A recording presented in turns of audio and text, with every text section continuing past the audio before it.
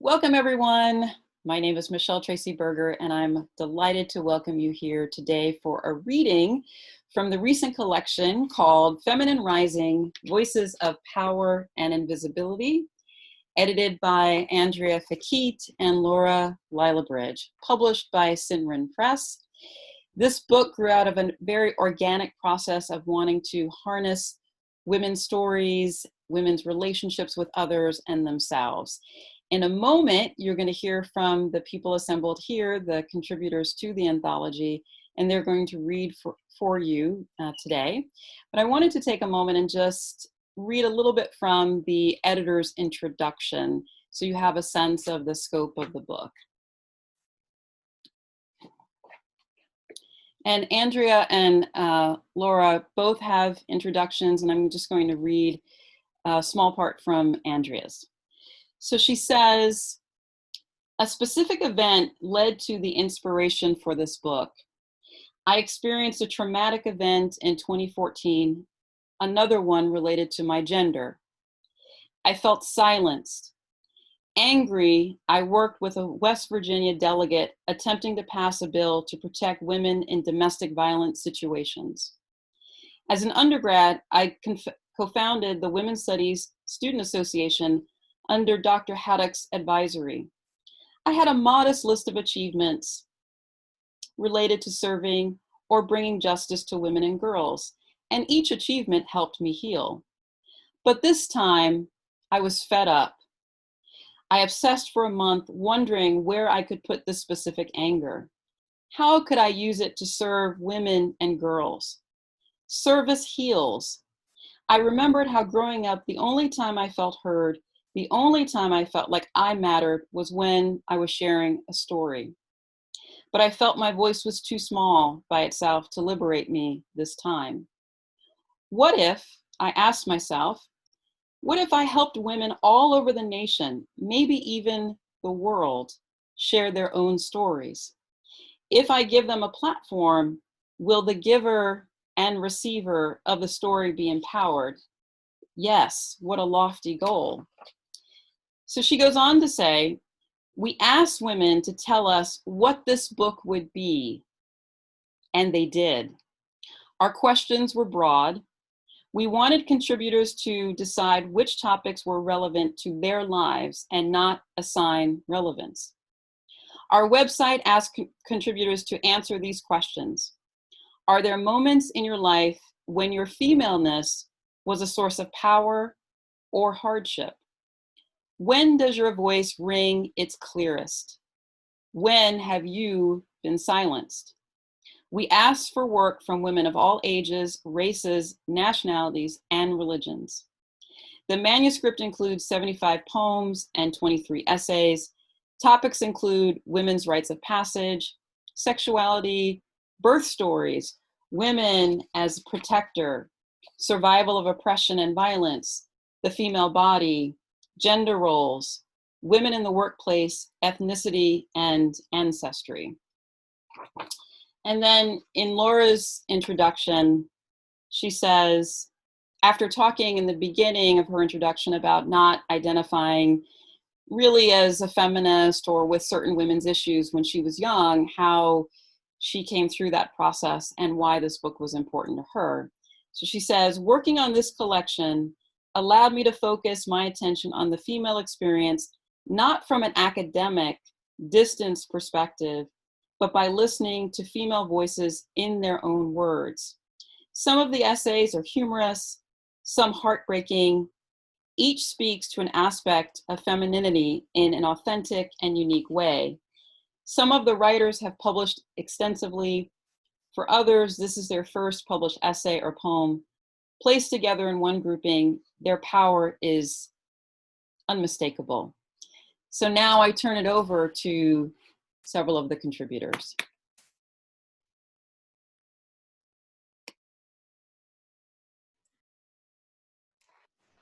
Good evening. I'm Renee Olander, and I am just delighted to be here with everyone and to promote this beautiful anthology, Feminine Rising. And I have two works in it, which actually were written 25 years apart and are very different. And I will start with the most recent, deer torso, stone carved. And this is maybe just 4 or 5 years old. And I wrote it in a PTSD workshop in response to a prompt I was given. So here's deer torso, stone carved. Are you still there on his porch, smooth-bellied and gleaming in the corner? He remarked often that you were my torso, your lilting breasts my breasts. But how could that be? You're too heavy to lift, legless and armless as a quadriplegic, headless as a corpse. No voice can emerge from your truncated stub of a neck. Your curvaceous stone reaches down past the contours of your taut belly and elegant navel, down to your sensual tufting, suggesting indentation, labial lines, though your vulva's unseen.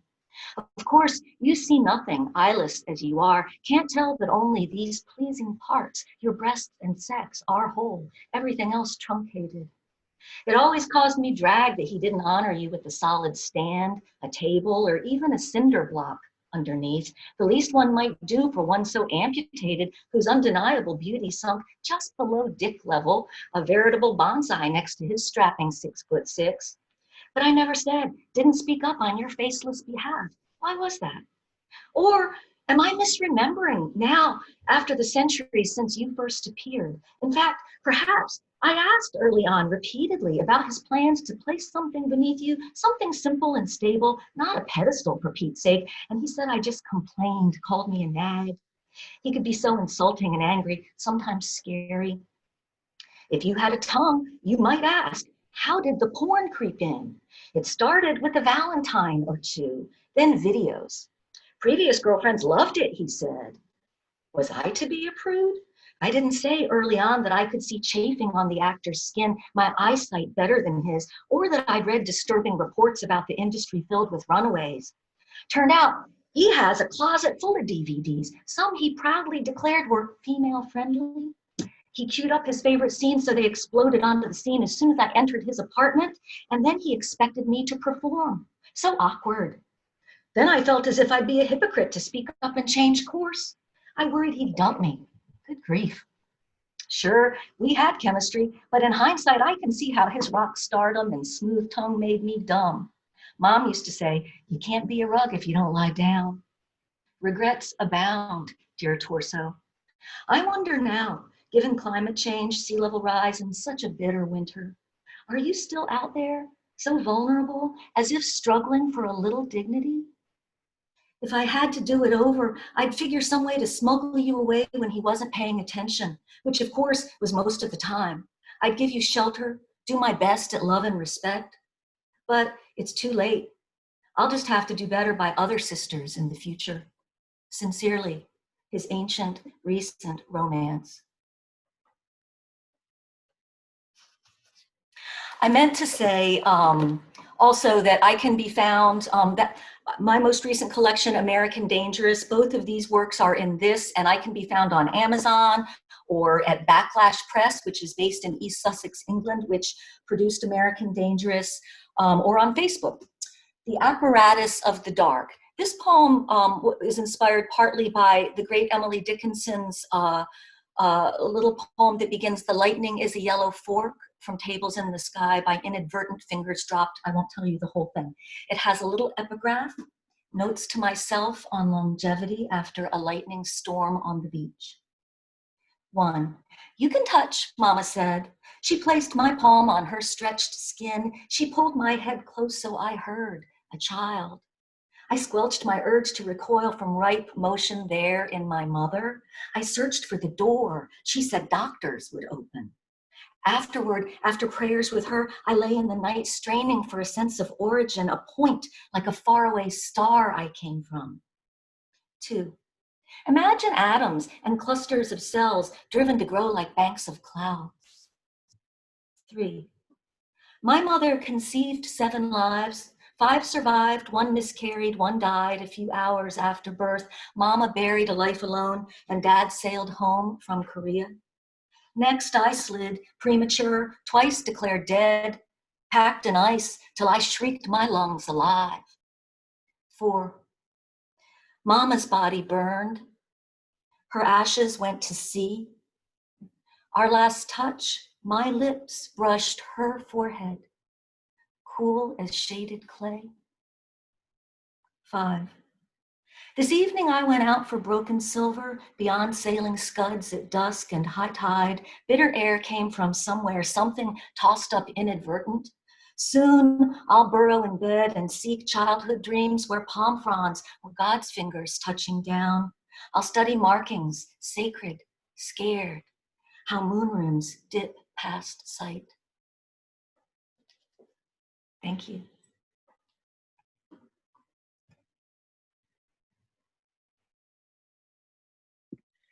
That was great, Renee. Hello, my name is Jami Wendt. I'm in Chicago. I'm an English teacher at a high school, and I have 2 kids, and I'm a poet. So my first book, Fruit of the Earth, was published in 2018, and the poem that's in the anthology Feminine Rising is also in my book. So I'll read that poem first from the anthology. And then I might read a poem or 2 from Fruit of the Earth. All my poetry, for the most part, is about like Jewish traditions and Jewish rituals, within the lens of womanhood and motherhood. So that's kind of where I'm coming from. So let's see, the first poem, or the poem that I'll read from the anthology, is called Pins, Ropes, and Wooden Stakes. You can tell a lot about a mother by her clothesline. Dirtied rope splitting like Havdalah candles. Designer shirts appearing each month like a full moon. The dye shining a midnight river. You can tell a lot about a mother by counting the days she lets dry clothing dance. How many stains cover bibs after scrubbing. The number of patches on pants and socks. The way she stands between the rope lines, feeling the slap of wet cotton on her tired body. Once the children have grown, she will remember unclipping her son's starched collared shirts, crunching like the opening of his prayer book for the first time all year. Her old wedding dress rippling under pins like an ordinary nightgown, restless, from having also brushed her daughter's virgin ankles, a rebel in the wind, an heirloom in chains. Her black lace bras snap against the rope with more fury than thieving crows. That's the poem from the anthology. And then I think I'll read just maybe 2 short poems from Fruit of the Earth. This book, again, was published in 2018 by Main Street Rag. So you can find it on their website, or my website is jamiwendt.wordpress.com. So you can find my writing on there. I also write a lot of book reviews and some essays. So that's on my website as well. So I'll read a poem called The Sparrows, which is about my grandmother's death. She died when I was 13, and she was like the first person who I loved to die, and her death had a big impact on me. So this is The Sparrows. We prepared the burial at the kitchen table, chalk in our throats with fresh honey. Shrouds without pockets fell from the rabbi's lips, white fabric starched, a bath for the body, scentless soaps. Mom scribbled on paper illegible curves, rushing from her hand, pencil lead rubbed like winter clouds, a blur of something to do instead of cry. A holocaust of words, she wrote and wrote what he said, would not stop her dictations when sparrows from a ketubah came to life on the canvas on the wall. Flew around the kitchen in circles, hovering over Mom, the great-grandchildren Amma would not know. The rabbi remained focused on his to-dos, as if the birds escaping their frame were normal.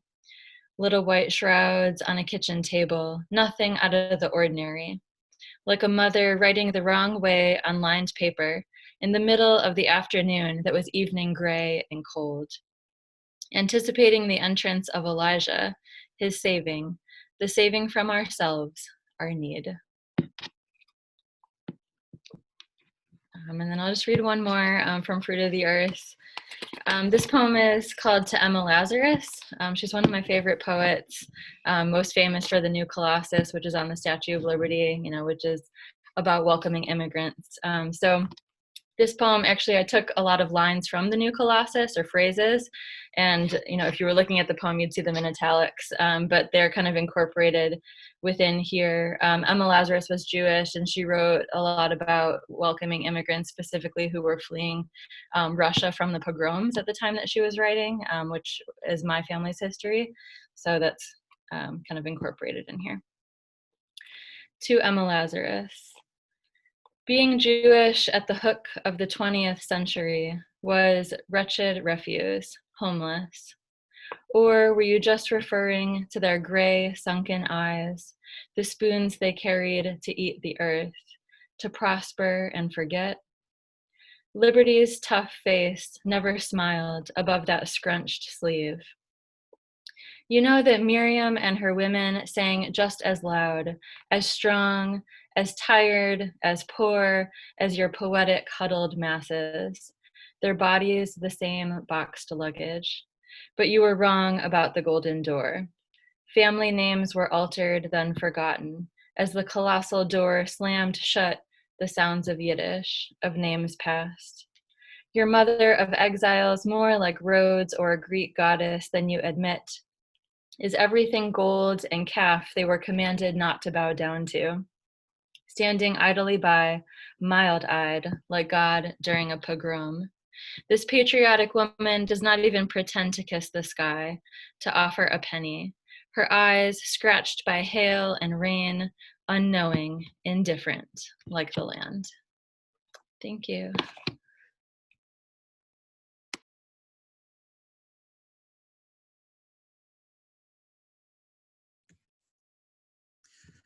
Kia ora, I'm Siobhan Harvey. I'm a displaced writer living in New Zealand, Aotearoa. I just wanted to take a moment to say how humbled I am to be reading alongside Michelle, Renee and Jami.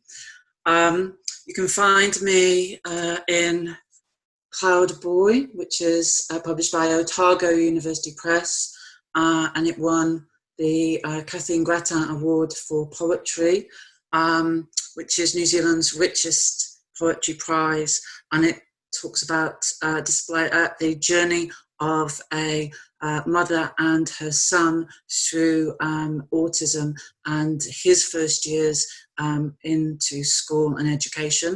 You can also find me on the Poetry Archive, and also I've had some creative non-fictions recently published in the Griffith Review and so forth. It's an amazing anthology of work, and I'm just honoured to find myself and my work in here. So I'm going to read from When My Best Friend Came to Stay, or Corporeal Minimalism, composition in 12 parts, inspired by Philip Glass. There is no sincerer love than the love of food, George Bernard Shaw. 1. After my best friend disappeared, my counsellor asked me to describe her. Thin, I said. My reflection stained the window. Outside, beyond my ghostly image, strangers crammed in red London buses idly stared out of foggy glass. Strangers on foot bustled through the city, moving shadows across department store windows. The counsellor noticed my inattention. She looked up from her notebook, caught my eye, inquired, "Did your best friend have a name or distinguishing features?" Thin, I replied. Thin. 2. An early spring morning, 1987. I was 14 years old. The sun was a shard cut between grey cloud. Frost pricked earth and air. I changed into my sports clothing for my first class gym.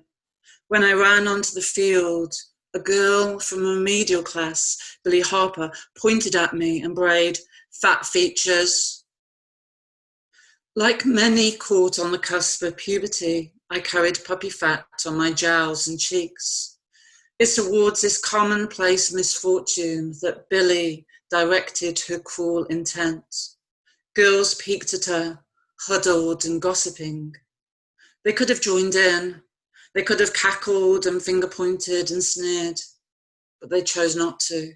Perhaps they were tired, bored, or simply aware that Billy's jibe was weak.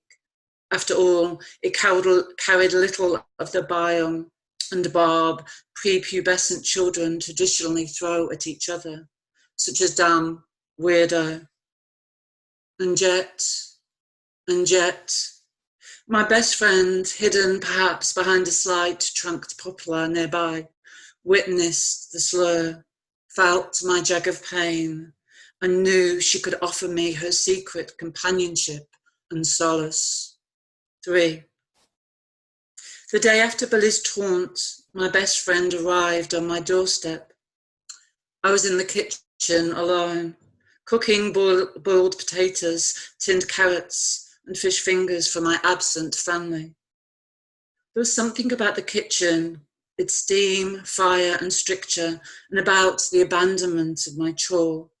Father asleep upstairs, mother working all day, and my 12-year-old sister, Sarah, supposedly playing Cabbage Patch Kids at a friend's house, though later it would transpire that she and a friend were smoking, experimenting with makeup, and poring over posters of Wet, Wet, Wet Smarty Pillow. Yes, there was something about all this that made me invite my best friend to move in. It's strange how my best friend travelled so light. No suitcases, no clothing, no possessions whatsoever, like an angel of abstinence personified. Each day thereafter, my best friend and I walked to school together, sat side by side in class, and then trekked home. We communicated all the time. Our favourite topic was food. 100 grams of apple has 47.5 calories, I told her. That's as much as 10 grams of cheese. She knew, of course. She was an authority on how many calories every item of food possesses. So at lunch times, while we walked around the yard, me nibbling on a wafer of cheese or morsel of apple, we counted how little we'd eaten and took pride in discovering who'd consumed the least amount of food. Naturally, my best friend always won this contest, but increasingly, I ran a close second. 4. On Sundays, while our neighbours were at church, Mother washed, scrubbed, and brushed our uncarpeted tenement. As she worked, a chicken roasted in the oven, and the carpenters sung on the stereo, close to you, now and then, a kind of hush passage. Mother owned them all, sometimes as Karen Carpenter's sombre voice undercut her brother Richard's cheery lyrics and piano. Mother, on knees before the black grate, paused over ashes accrued from a week's worth of blazes, then burst into tears. 5. Father kept different habits from us. Every morning his face haggard, his eyes bagged, a dust of metal upon him. He arrived home from turning a lathe just as Mother left for her job. My sister Sarah, my best friend, and I headed for school. This routine shaped others. When my best friend and I returned home from school, piles of books, reams of homework, and Sarah in tow, I was laden down with the knowledge that I must prepare Father's lunchbox and flask of tea, reline his shoes with cardboard, make dinner for the family, then awaken Father from his slumber. Later, the dishes washed. Mother came home to a dinner turning hard in the oven. As I poured through revision text, my parents sat silently over a pot of tea. The television broadcasting news of election rivalry, factory closures, and increased unemployment. There was another routine. It began once Father's car lights disappeared from view. Mother sprawled on the sofa, cradling a 1/4 pound of rock candy and cried. Always she spoke of her 13 siblings, her jobless father gambling away the housekeeping funds, her jaundiced mother working 4 jobs to support the brood. She mentioned her own top marks in school, her removal from education when she was 15 in order to keep house for her younger brothers and sisters, her escape by marrying father. She talked about how I arrived too soon and about my sister's birth 2 years later, the only child mother planned. All these routines made the house dusty. School clothes and overalls went unwashed. So, with my best friend's silent approval, I stayed up long after mother went to bed. I polished furniture. I washed and ironed clothes. At first, I expected mother, or father even, to notice how the coffee table shined and how their clothes smelled fresh. I yearned for praise, but they carried on as before. It was my parents' blindness that gave my best friend and me our next brilliant idea. Having made the best I could from a tin of marrow-fat peas, a packet of dehydrated mashed potato, and slices of liver, I served the meal to my family, then slipped away to my room. There, my best friend and I delighted in the fact that no one noticed my absence. Namihi, aha.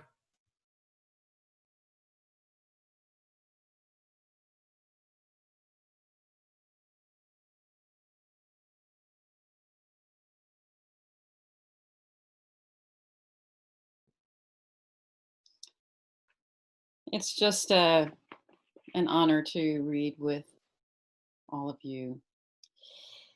So I'm going to read an excerpt from, I'm Michelle Tracy Berger, and I'm a speculative fiction writer. So I don't often write creative nonfiction and poetry, but I'm going to read a excerpt from a nonfiction piece called The Poison Our Mothers and Grandmothers Drank. And you can find me, I have a blog called The Practice of Creativity, where I try to support writers and creative professionals about the work of a creative practice. And that's on michelleberger.wordpress.com. 2002, Dream. I'm surrounded by my grandmother, my mother, and other indistinct female figures. They are dressed in ceremonial blue and white tunics, and we are pressed together on the concrete walkway outside the second floor of my Oakland apartment building. I pay attention to my dreams. They are a night rhythm that feeds my waking life. I record them, honor them with titles, and pore through pages of old dream journals as if meeting cherished friends. While visiting an art gallery in Pittsburgh, North Carolina, Sharon Blessam's Medicine Woman photograph brings back a significant dream to me that has taken years to reflect on and absorb. It is so clear in my memory. There is a hush in the dream, and I am given a chalice. My grandmother, whose husky voice is just as commanding in the dream as it was in life, tells me to drink from it. I do not want to drink from it. I know it is poison. I am upset in the dream, and I try to push the chalice away. I search for the precise description of this dream, knowing it is buried somewhere in my 12 journals, which chronicle my move from the West and much of my 8.5 years in North Carolina. After upending my already disorganized office, I find the journal with my first recollection of the dream. And luckily, just a few pages after the entry, I see my notes from the therapy session where I first discussed this dream with Ruth, a skilled Jungian psychotherapist. When I read my entry, however, I'm crestfallen because there's a gap between what I initially wrote about the dream and how the dream exists in my memory. I struggle to make sense of the differences. In the journal entry, it just says dreams, active, grandmother and mom and me drinking witch hazel. Medicinal? What does that do? Remember this fragment the best. The detail of witch hazel surprises me. The sharp smell of it has faded from my memory of the dream. Why didn't I remember that witch hazel was what they offered? I know witch hazel well. In my mind's eye, I see the tall bottle's red and black label. My mother used it for everything, just like other poor urban women did in my neighborhood. She sprinkled it on cotton balls and rubbed us down with it for fever or to take the sting out of a bruise, or as an astringent to dry up a pimple. I wonder about the symbolism of witch hazel, as I know it is a significant medicinal plant. Nothing comes to me. Not satisfied with the brevity of the journal entry, I consider if I might have combined this dream with another. No, I tell myself that's not right. This is the written aspect of the dream, a fraternal rather than identical twin to the one that lives in my memory. In the dream, my mother, small, nut brown, and steadfast, says, I must drink this poison. I must drink it even though I feel I will die. A sense of obedience and loyalty washes over me in the dream. I defer to them. My inherent trust in them sustains me as I drink the poison. So I read the entry from the therapy session. Ruth said in the therapy session that I got a trigger about the witch hazel dream and that I was interpreting things too literally, that it's really about the dark feminine, the transmutation of the woundedness of these women that can pull you down into something else by my own psychic witch, old knowledge ritual. It is tough and it is strong medicine. In the dream, I drink the poison and I am dying. I shake and tremble. It is a terrible agony. I, however, was never really fully satisfied with Ruth's interpretation, though I could not come up with a better one at the time. Years pass and my time becomes laser focused on planting roots after this cross-country move, navigating my partner's lonely road of depression, and establishing myself as a published scholar. A little bit later on in the essay, I talk about reflecting on this dream now, many years later. I think of it as an act of offering, and drinking the poison that my grandmother and mother initiated me was really an alchemical process. It was not meant to literally kill me, but to help me to become conscious of the nature of challenges that others and I face. Such recognition unleashes the power of authentic awakening. As I look at my life now and how it's unfolded in North Carolina, I believe that the dream gives me insight into how to help other women, especially women of color, recognize the poisons that they face in their lives: racism, sexism, dispossession of spirit, erasure, poisons that are so eagerly offered to them, to us in society. I support other women to try to transmute society's poisons into a greater transformation of self. The dream also points to healing the unfulfilled karmic desires of female ancestors who came before us, who swallowed that poison and died. They swallowed the poison because they found themselves alone often, afraid constantly, and shamed routinely. They swallowed the poison because anger basted their vital organs, rotting them from the inside out. They swallowed the poison because they had lost touch with their own night rhythms, wise women guides, and nocturnal magic. I try to draw on this knowledge as a guide, midwife, soul treasure hunter, mentor, and witness for my students and clients. The poison does not kill me. I stand shakily and meet the women's eyes. My vessel is stronger than any poison. My luminous body lives. So thank you, everyone. This concludes tonight's program. Please come and visit the Feminine Rising YouTube channel and follow the contributors online. And we will have a series of readings. So there's lots of content on the YouTube channel, and also individual contributors read from their own work. Thank you.